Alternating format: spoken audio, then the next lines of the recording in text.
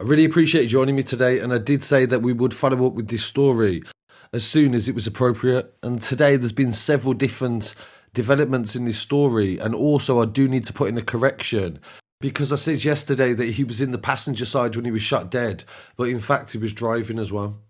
Today they've released information via the police to say that he was actually usually driving a bulletproof car, but that day he wasn't. And he also only had 2 security guards when usually he would have 4, because the government had removed his security detail the day before. He was driving the Mahindra SUV when the assailants fired more than 20 rounds at point blank range into the singer and 2 of his friends. Several bullets hit Moosewala, who's 27 years old, and some reports say that he's 28 years old. He was in the Jamahar village when he was killed as well. And the latest development in this story is that somebody's actually taken responsibility for his murder, and this person isn't even in the country. So when I say taken responsibility, what in actual fact I mean is that the group that he works with are saying that they murdered Moosewala.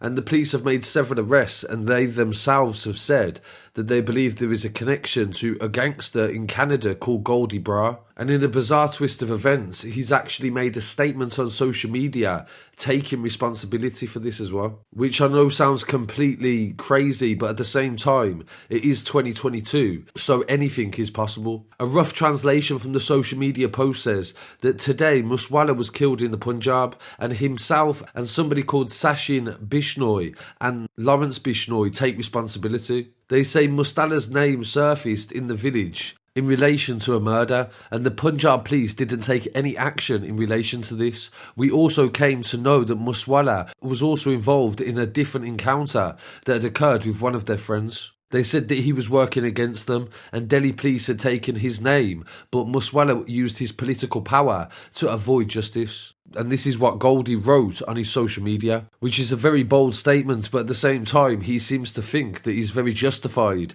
in the actions. He's almost saying the government wasn't doing what they were supposed to do. We've took vigilante justice. A local MP from New Delhi called Marinder Singh questioned why they released the information about the withdrawal of security for Moosewala as well as 420 other people.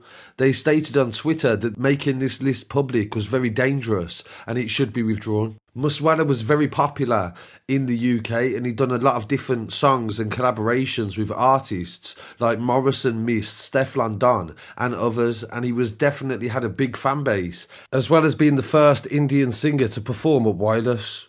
And there is more details that are emerging in relation to the mystery surrounding his murder. So this is a brief update on the latest news that's breaking, and as I said, I would definitely follow this up as I did before. Please don't forget to pay your respects in the comments and follow me online as well at Scarcity Studios on Instagram, TikTok, Twitter and Facebook, and I'll be back again very shortly with some more news, and rest in peace to Sidhu.